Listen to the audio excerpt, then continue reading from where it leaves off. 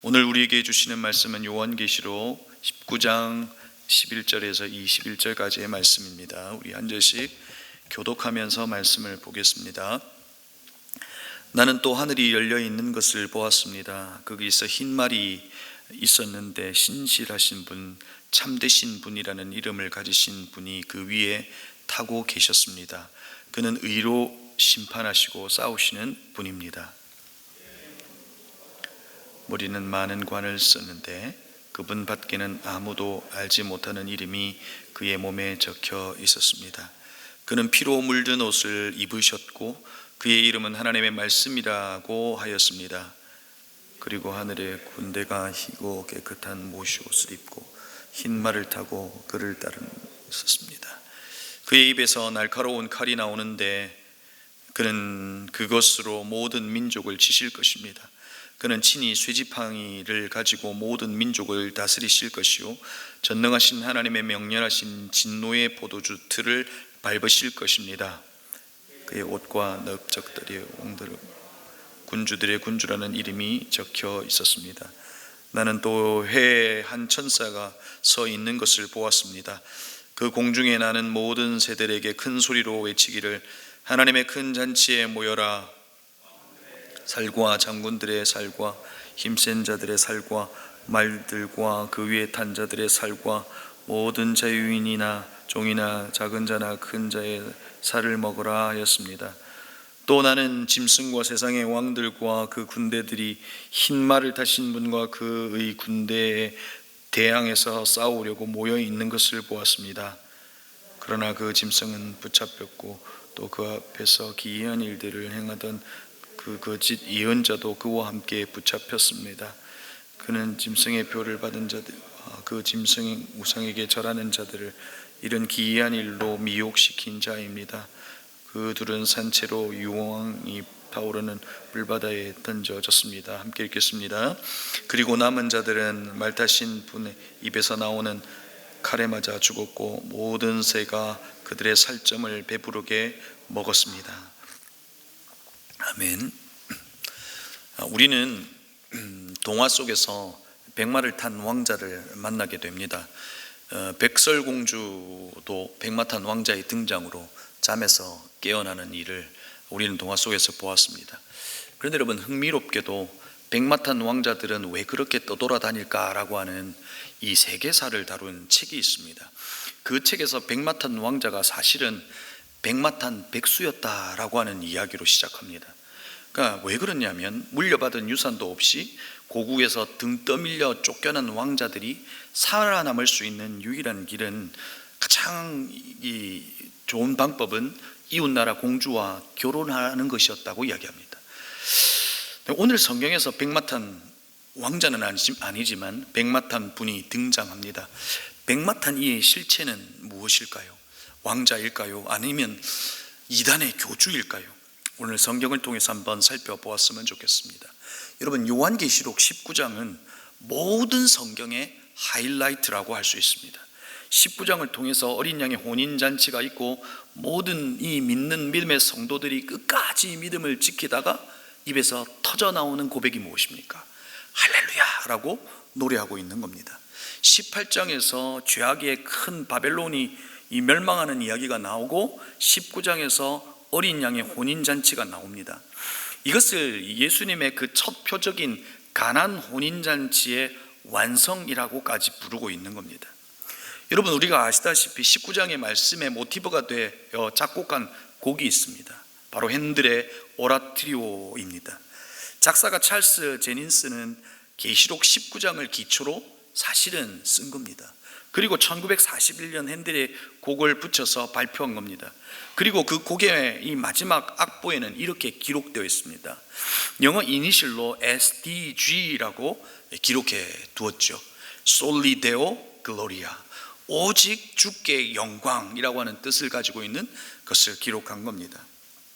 여러분 아시다시피 이 찬양은 언제 불려집니까? 부활절에 함께 불려집니다.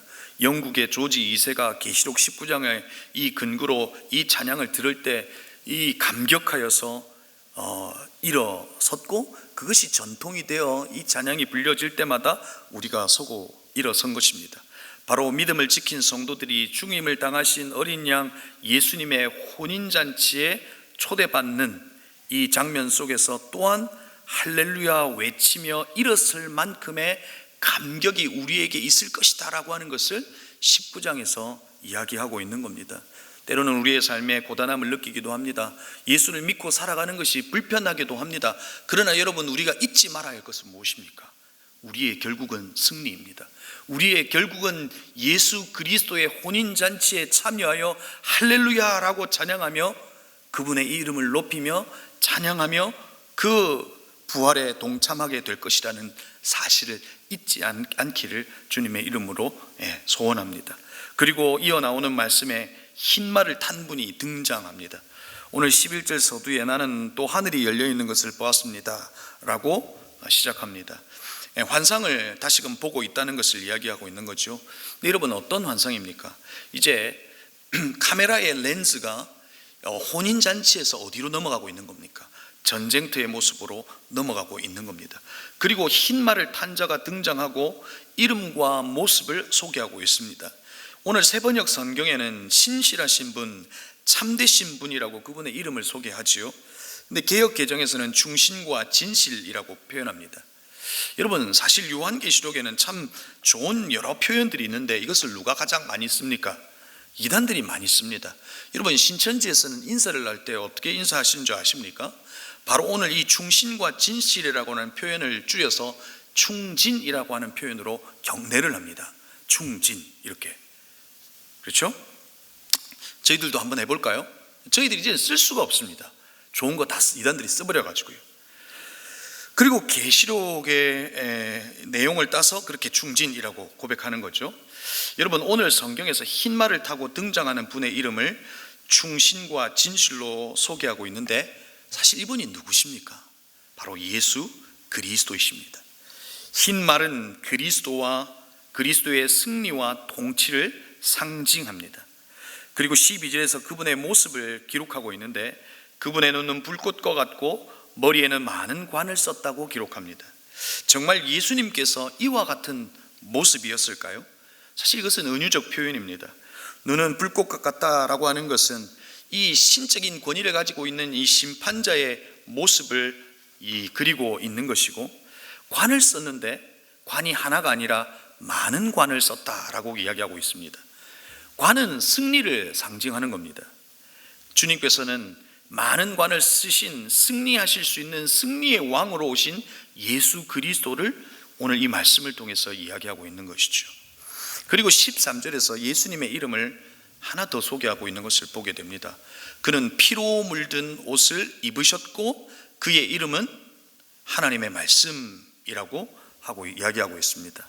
예수님의 이름처럼, 하나님의 말씀이라고 하는 예수님의 이름처럼 그 말씀이 성취된다는 것을 이야기하고 있는 겁니다. 예수님의 이름처럼 예언이 성취되고 최후의 심판은 집행된다는 것을 예수님의 이름을 이야기하면서 이야기하고 있는 겁니다. 충신과 진리요 또한 하나님의 말씀인 이름을 가지고 계신 예수님께서 이 세상을 정복하시고 다스릴 것이다 라고 이야기하고 있는 겁니다. 여러분, 구체적으로 이 말씀은 어떻게 드러난 겁니까? 사실 당시 1세기 AD 30년과 70년 사이에 바로 이 일들이 일어나게 되고, 또 넓게 보면 초림과 재림 사이에 이 하나님의 말씀과 언약이 성취되는 것을 우리가 확인해 볼 수 있는 것이죠.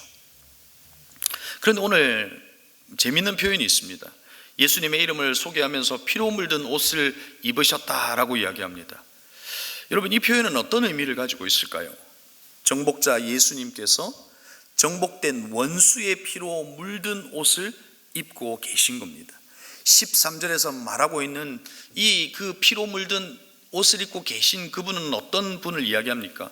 바로 승리의 피를 이야기하는 겁니다. 승리하시는 예수님을 이야기하고 있는 겁니다. 16절에서 말하고 있는 왕들의 왕, 군주들의 군주이신 그분께서, 예수님께서 승리하신다는 것을 이야기하고 있는 겁니다. 그리고 이어 나오는 14절에서 하늘의 군대가 희고 깨끗한 모시옷을 입고 흰 말을 타고 예수님을 따르고 있다라고 표현합니다. 여러분, 여기에서 말하는 하늘의 군대는 무엇을 상징할까요? 바로 예수님을 따르는 제자, 예수님을 따르는 교회를 이야기하고 있는 겁니다. 그런데 여러분, 한번 잘 보실까요? 전쟁을 하면 무엇으로 전쟁해야 합니까? 전투복을 입고 전쟁해야 합니다. 그런데 오늘 이들이 전쟁을 치르는데 전투복을 입고 있는 것이 아니라 희고 깨끗한 모시옷을 입고 흰 말을 타고 따르고 있다고 기록하고 있습니다. 여러분, 무엇을 의미하고 있는 것일까요? 로마의 군대는 전투복을 입고 싸워야 했습니다. 하지만 하나님의 전쟁은 힘으로 하는 것이 아니라는 것을 이야기하고 있는 겁니다. 그분의 위엄과 그분의 권세와 그분의 말씀이신 예수 그리스도는 말씀 그 자체가 성취되는 것으로 승리하게 하시고 또 그 모든 것을 가능케 하신다는 것을 이야기하고 있는 겁니다. 로마는 힘으로 세상을 정복하고 다스렸지만 그리스도는 무엇으로 정복했습니까? 하나님의 말씀이 성취되는 것으로, 예수 그리스도께서 이 땅 가운데 오시고 그리고 그분이 십자가에 죽으신 것으로, 그리고 그분께서 다시 사신 것으로 세상을 정복하시고 바꾸신 것입니다. 예수님은 이 세상을 뭘로 바꾼 겁니까? 로마가 가지고 있는 힘이 아니라, 권세가 아니라 바로 십자가로 세상을 바꾼 겁니다. 그런데 여러분, 십자가의 근거는 무엇이었습니까? 어떻게 해서 예수님께서 십자가에 죽으실 수 있었습니까? 그가 가지고 싶어 했던 힘이 아니라 사랑 때문이었다는 것을 알 수 있습니다. 여러분, 이 세상은 힘이 아니라 사랑으로 세상이 정복되고 바뀔 수 있음을 사실은 우리는 이 말씀을 통해서 이해할 수 있는 겁니다. 그리고 15절에서는 이어서 이렇게 기록합니다. 그의 입에서 예리한 검이 나오니 그것으로 만국을 치겠고. 이런 무엇을 말하고 있습니까? 이 부분을 재림시의 심판으로 해석하기도 하지만 그것보다 만국을 심판하시는 예수님의 말씀의 권세를 의미한다라고 보는 것이 더 옳을 겁니다. 하나님의 말씀이 말씀 자체로 계신 것이 아니라 행동으로, 언약의 성취로 하나님께서 성취하시고 이루신다는 것을 이야기하는 겁니다. 그리고 이어서 전능하신 하나님의 맹렬하신 진노의 포도주틀을 밟으실 것이다 라고 요한이 말하죠. 여러분, 이것은 포도주가 포도주 틀에서 으깨어지는 것처럼 하나님의 심판, 언약이 성취되고 진행될 것이라는 것을 이야기하고 있는 겁니다. 당시 박해를 받는 이들에게 요한을 통해서 보여지는 이 환상은 어떤 말씀으로 와닿았을까요? 1세기 성도들에게 있었던 강렬한 질문이 있었을 겁니다. 어떤 질문이 있었을 겁니까? 고통 가운데, 박해 가운데 예수님은 언제 오시는가? 라고 하는 질문이 있었을 겁니다. 도대체 하나님은 이 박해 가운데 무엇을 하시는가 하는 질문을 하고 있었을 겁니다. 이틀 전 저희 청년이 문자가 왔어요. 목사님, 왜 하나님은 이 코로나를 없애주지 않냐라고 하는 질문을 하는 겁니다. 그리고 장문의 내용으로 하나님의 말씀을 인용하면서 하나님은 재앙과 심판을 다 제하시는 분이신데 왜 성도의 기도를 들으시지 않고 하나님의 주권이 왜 개입되지 않냐는 질문을 한 겁니다. 동일하게 1세기 성도들에게는 이 박해 가운데 어떤 질문이 있었을까요?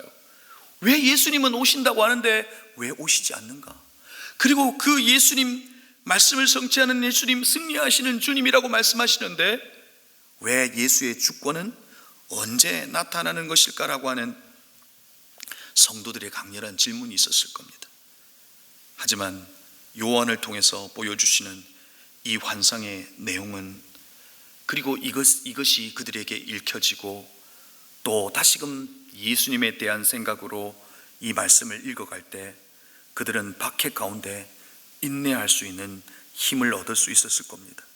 우리 예수님은 말씀의 권세를 가지신 분이시고 승리하시는 분이신 것을 이 말씀을 통해서 다시금 확신하고 박해와 핍박 가운데 다시금 힘을 얻었을 겁니다. 그리고 17절 이후에는 계속해서 심판의 이야기가 나오는 것을 볼 수 있습니다.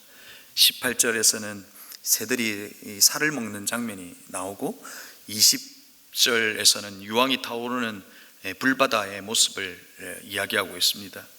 오늘 이 새들이 사체를 먹는다는 의미 속에는 어떤 의미가 담겨 있습니까? 하나님의 심판이 있다는 겁니다. 그리고 하나님의 심판은 심판인 동시에 이 땅을 정결하게 하신다는 의미를 가지고 있는 겁니다. 이제 로마가 저주의 대상이 되어 심판을 받게 되지만 다시금 로마가 심판을 받게 되는 것으로 이 땅이 정결하게 되고 다시금 새 질서가 세워진다는 의미를 이야기하고 있는 겁니다. 하나님의 심판은 심판인 동시에 회복이요 구원의 역사가 있다는 것을 우리는 볼 수 있습니다. 그리고 20절에는 유황불의 이야기가 나오고 있지만 아마도 이것은 소돔과 고모라의 심판을 에서 빌려온 이미지일 거라는 겁니다. 소아시아 7교회에 대적하는 이들이 있었을 것인데 그들에게 극렬한 심판이 있을 것이다 라고 하는 것을 이야기해 주고 있는 겁니다. 사랑하는 성도 여러분, 오늘 우리는 요한계시록의 19장의 말씀을 함께 보았습니다. 산상수훈에서 예수님께서 이야기하셨던 것처럼 의를 위하여 박해를 받는 자가 복이 있다고 이야기합니다. 예수님으로 인해 이 땅 가운데 살아가는 저와 여러분의 인생길이 결코 탄탄대로만 겪는 것이 아닙니다. 예수로 인하여 받는 박해도 있고 예수로 인해 당하는 불편함도 있는 것을 알게 됩니다. 그러나 오늘 우리가 이 말씀을 보면서 기억해야 할 것은 무엇입니까? 성도의 결국은 사망이 아니라 생명이고 성도의 결국은 실패가 아니라 승리이다는 것을 기억해야 합니다. 예수 그리스도의 말씀은 성취되고 그 말씀은 말씀으로만 머물러 있는 것이 아니라 하나님께서 하신 말씀이라면 말씀대로 성취된다는 것을 우리가 기억할 때, 그 사실을 우리가 믿을 때 오늘을 살아가는 저와 여러분에게, 믿고 살아가는 저와 여러분에게 오히려 우리는 소망을 찾을 수 있지 않을까 하는 생각을 해봅니다. 사랑하는 성도 여러분, 승리하시는 예수 그리스도를 바라보시며 오늘도 여러분은 여전히 할렐루야 주님을 찬양할 수 있기를 바랍니다. 여전히 상황 가운데는 도저히 그런 고백이 나올 수 없지만 그럼에도 불구하고 승리케 하시는 주님을 바라보며 할렐루야 찬양하시는 저와 여러분이 되실 수 있기를 바랍니다. 세상은 힘으로 이 세상을 바꾸어 보려고 하지만 이 세상은 힘이 아니라 십자가를 통해서 바뀌어진다는 것 기억하셔서 날마다 십자가의 자리에 나아가셔서 내가 십자가로 변화되고 나로 인하여 가정과 그리고 내 속한 모든 것이 정복되고 바뀌어지는 것을 경험하는 저와 여러분이 되기를 주님의 이름으로 축복합니다. 우리 이 시간 합심으로 함께 기도하시겠습니다. 말씀을 기억하며 기도하십시다. 오늘 우리에게 보여주는 이 말씀은 무서운 말씀처럼 우리에게 느껴지기도 하지만 사실상 이 말씀을 통해서 흰 말을 타신 예수 그리스도가 어떤 분이신지를 이야기해 주고 있는 겁니다. 고단한 인생길을 살아가고 있습니다. 마치 예수를 믿는 것 때문에 예수로 인하여 받는 불편함과 박해는 아닐지라도 어려움이 있는 것을 경험하게 됩니다. 그러나 우리가 인내할 수 있는 이유는 무엇입니까? 인내하면 우리가 힘을 가지기 때문입니까? 아닙니다. 우리의 예수 그리스도가 승리하신다는 겁니다. 우리는 결코 사망으로 끝으로 멸망으로 끝나는 것이 아니라 우리는 승리한다는 그 예수님의 말씀을 기억할 때 우리는 다시금 일어설 수 있고 힘을 얻을 수 있고 도저히 할렐루야 고백할 수 없는 상황 속에서 할렐루야 고백하며 주님께 영광을 돌릴 수 있는 겁니다. 오늘 시간 말씀을 기억하며 오늘 주님을 바라보며 승리하게 하시는 주님을 바라보며 하루하루를 살아가게 해 주옵소서. 그리고 또한 말씀을 기억할 때 세상을 바꾸는 방식이 힘이 아니라 십자가라는 사실을 기억하여 날마다 십자가로 나아가게 하시고 내 안에 그 십자가의 사건이 기억될 때에 그 십자가의 놀라우신 은혜가 나를 바꾸게 하시고 가정을 바꾸게 하시고 나의 속한 공동체를 바꾸는 역사가 우리의 삶 가운데도 있게 하여 주옵소서. 또한 두 번째 오늘 목요일 기도할 것은 가정을 위하여 기도합니다. 하나님이 가정을 기억하여 주시고 우리의 가정이 예수 그리스도로 정복되게 하옵소서. 우리의 가정이 예수 그리스도의 다스림을 받게 해달라고 기도하십시다. 마지막으로 우리 토요일 예수 영전 모임이 있습니다. 예수의 복음이 선포될 때에 구원의 감격을 누리는 이들이 있게 하여 주십시오.